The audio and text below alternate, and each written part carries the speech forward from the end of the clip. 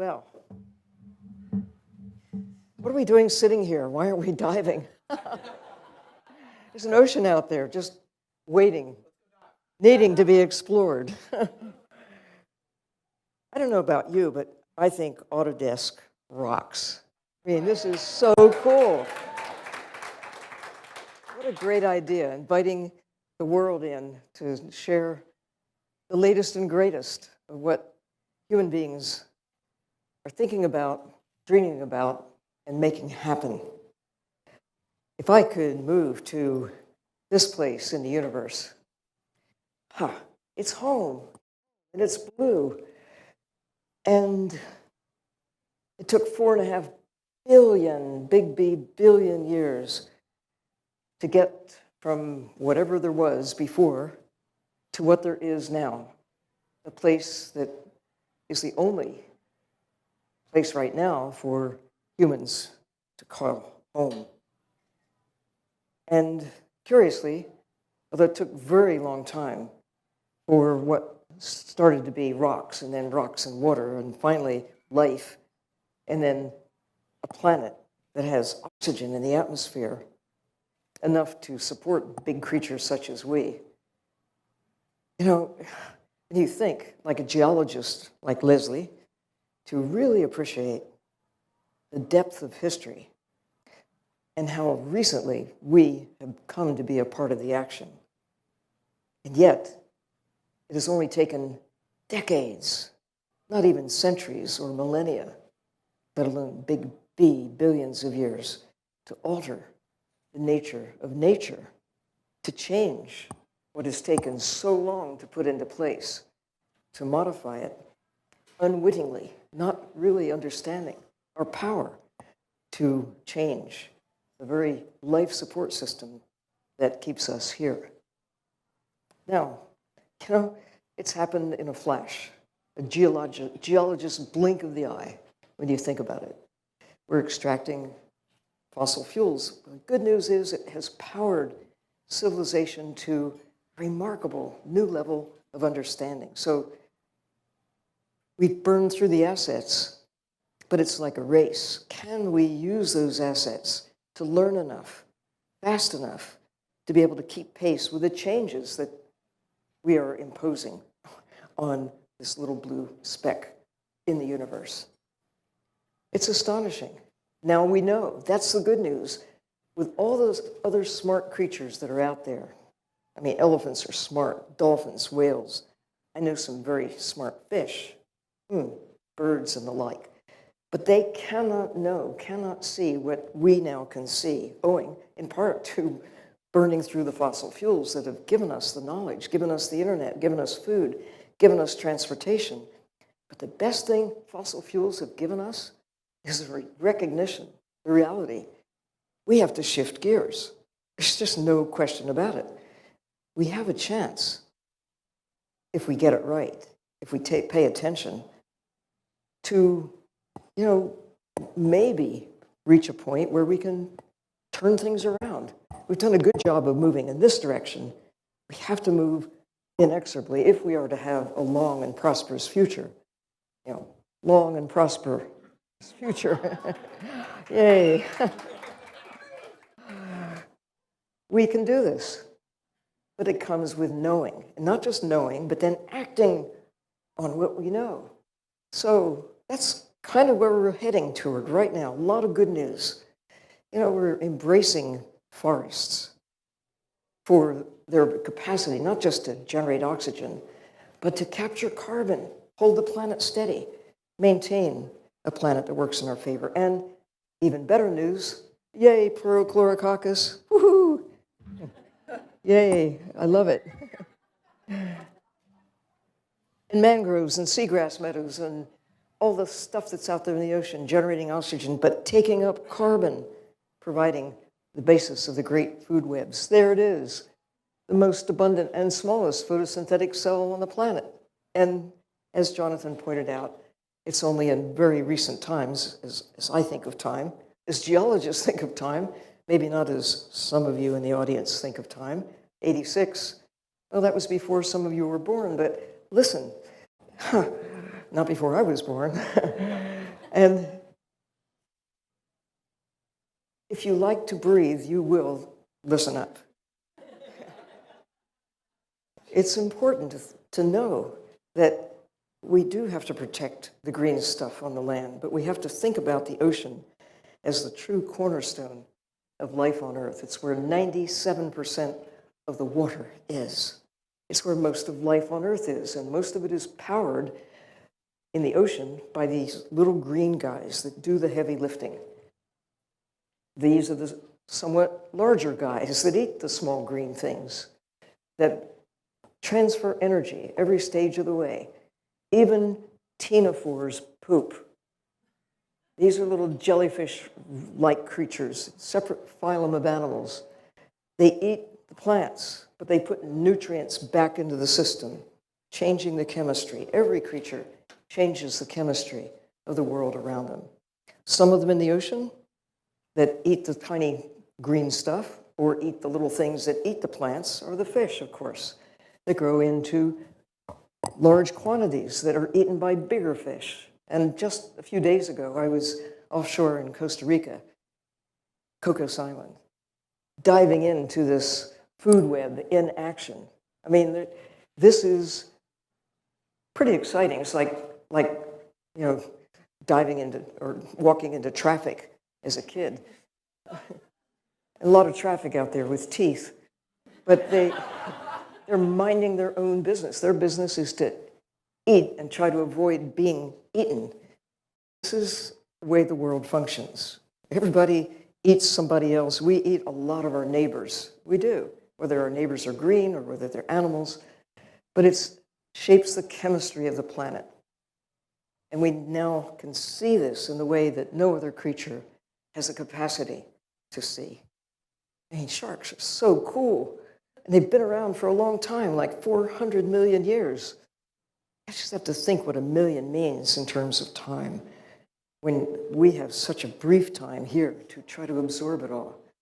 But Galileo, Copernicus, Einstein even could not know what 10-year-olds of today have available to them. That was a good use of fossil fuels to develop that infrastructure, to absorb the knowledge that is there and be able to share the view with the world.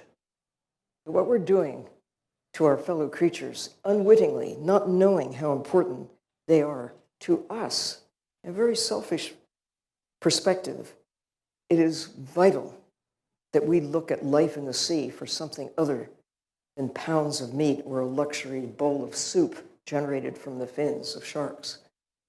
They are so much important, more important, as living elements of a planet that keeps us alive. Now there's 7 billion of us. When I came on the planet, there were 2 billion people.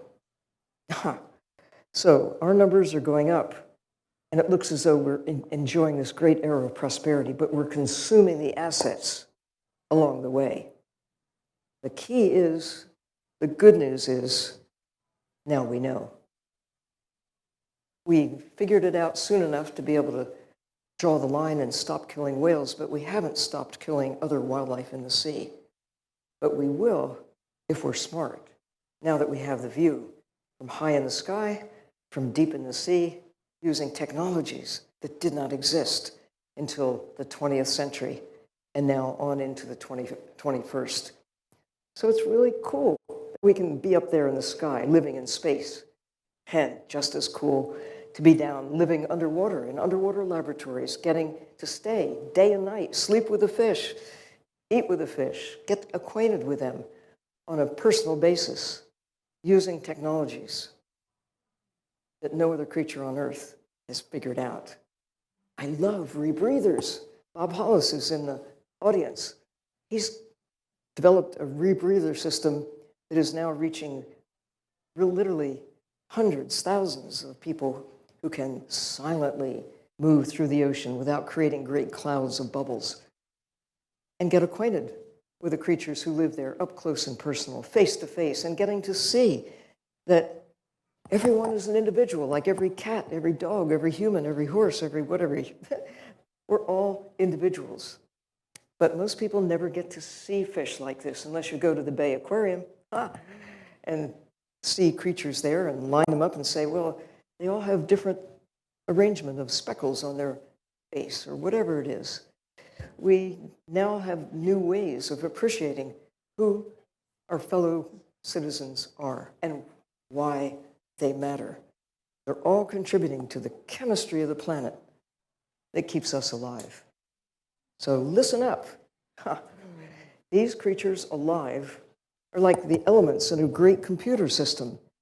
You wouldn't just willy-nilly just drag pieces out of a computer and expect it to keep functioning in the same old way, but we are dragging pieces of our Earth system and to destroying the capacity of this little blue speck in the universe to work in a way that favors us.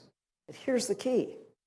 Nobody before the 20th century could see what we now see, and now in the 21st, we can see things even better than before.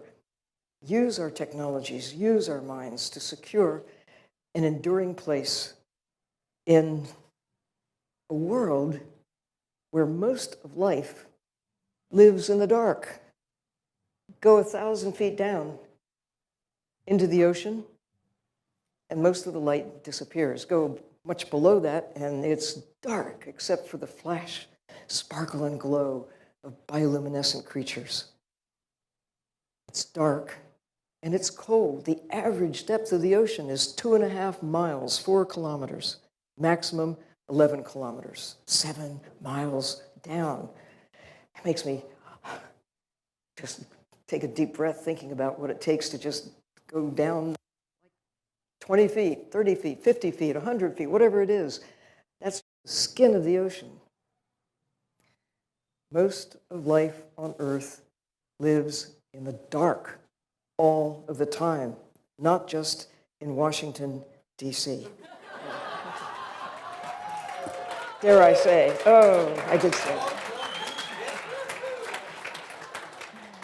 And there's life there. There's life from the surface all the way down. Where there's water, there's life. And processes that we've discovered only in very recent decades.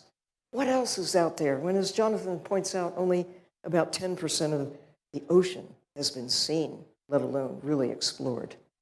And we do have tools, as Erica pointed out, Russian tools, Chinese tools. And there's some that are built right here in the Bay Area. This deep rover sub came to life right across the bay, first in Oakland and was finally finished up in Canada. A little one-person sub that is so simple to drive, even a scientist can do it. Living proof. And I like the idea that we have technologies that are accessible, that are usable by, you can just transport the human mind into the ocean. I love the robots. Company, actually I've had the pleasure of being in on the development of 3 little companies, one right across the bay, DOER Marine. Elizabeth and Ian are in the back. They put that big, beautiful bubble into the entrance of our party tonight. And, people say, oh, well, we've got all these cameras and other robots to send in the, why do we have to take people there? And I've asked astronauts, why do you have to go up in space? What is it about the human presence that is special? Can't we just send a camera? Can't we just send something else that will gather the information? Well, right. Kathy Sullivan, skywalking astronaut, says, a robot cannot tell you why it wants to go. But I can tell you why. Robots have no sense of humor. Robots can take photographs, but they cannot tell you why they're taking photographs or what they mean, and so on and so on.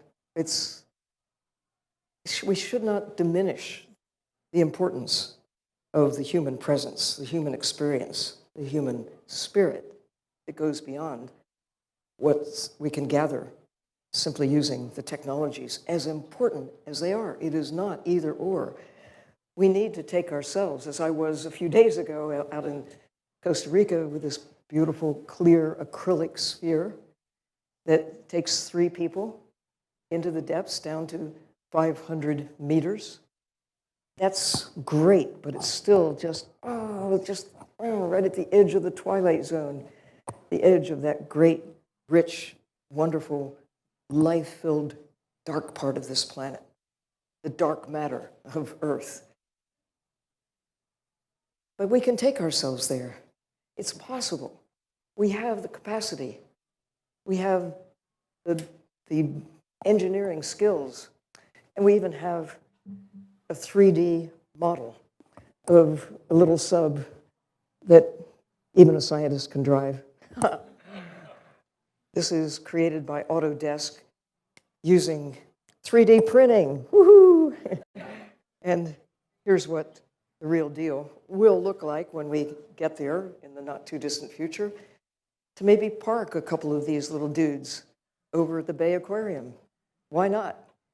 So that you, any of you, could hitch a ride and go explore what you cannot see from the surface. To be there, a part of the action. Maybe there'll be Hertz Renaissance one of these days at every corner.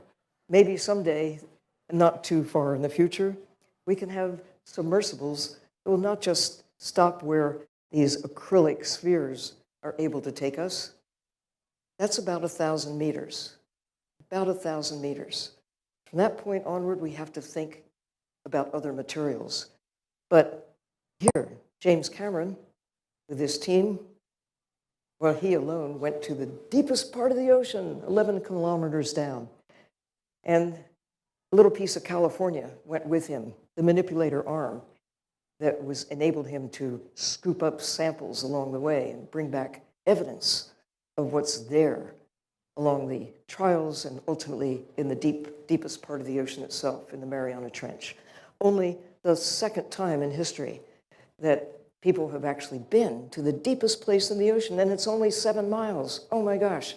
I flew 7 miles yesterday from Costa Rica, high in the sky. I watched movies, I was eating lunch, and there were lots of people up there with me. We take for granted 7 miles as a not too difficult number to master going up. Why are we so slow in gaining access to the sea, not just with AUVs and ROVs and cameras that you lower in, but why is it taking us so long to get us into where the action is on Earth, the ocean itself? So I'm so pleased to have been a part of something that continues with my daughter, son-in-law, and I see this happening with the oil industry, with the mining industry, with science around the world, beginning to lift the lid on the ocean, to send machines down, such as a system like this at Scripps Institution or at University of Hawaii goes 6,000 meters beneath the surface. And the vision of a sub that can go to full ocean depth with 3 people, with, how about something other than acrylic? You might remember a film, The Graduate. It was in the 60s, but it's still out there, where Dustin Hoffman is advised by this senior businessman who whispers in the ear of the young graduate, plastics, plastics, my boy. That was the future. Well, let me whisper in your ear. Glass, silicon borate, material, clear, strong, and able to go to full ocean depth with great visibility. Glass is a wonderful substance now being looked at for many applications that didn't exist before the 21st century. So here we are. Lots of reasons to be depressed. Just open any newspaper, look at any television program, wars, hunger, poverty, you name it. The world is really in a state of great distress. But when you really think about it, if you could be born anywhere in time, choose now. Because never before have we known what we know We've got problems, but that's the first step towards solving those problems, to developing a future that can accommodate civilization of humans armed with knowledge about what the limits are to what we can get away with on this little blue speck in the universe. This is a time as never before. This is a moment when we are empowered with prochlorococcus on T-shirts. I mean, who knew before 1986 that we should respect life in the ocean the way we now must, and going forward, understand that taking care of the ocean, big chunks of the ocean, where we respect the natural systems as we have to some extent on the land, with parks, reserves. Mission Blue, the organization that I started a few years ago, starting with a TED wish. Oh my goodness, what did I wish for? That we would develop a network of protected areas in the sea, hope spots large enough to protect and restore the blue heart of the planet. We have choices. We do, as never before. Maybe as never again. Thank you.